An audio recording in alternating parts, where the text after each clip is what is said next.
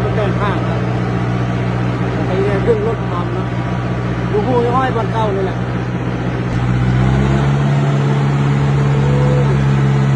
รถนี้จะข้างใกล้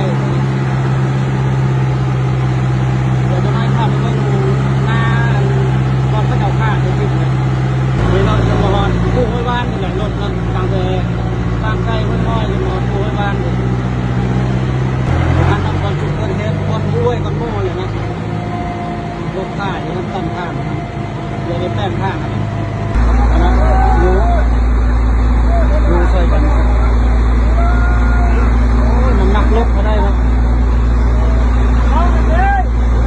แพ้แล้วแพ้แล้ว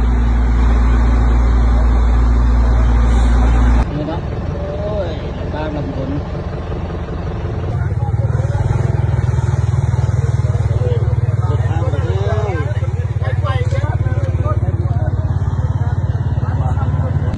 เลี้ยงไปได้แล้ววันนี้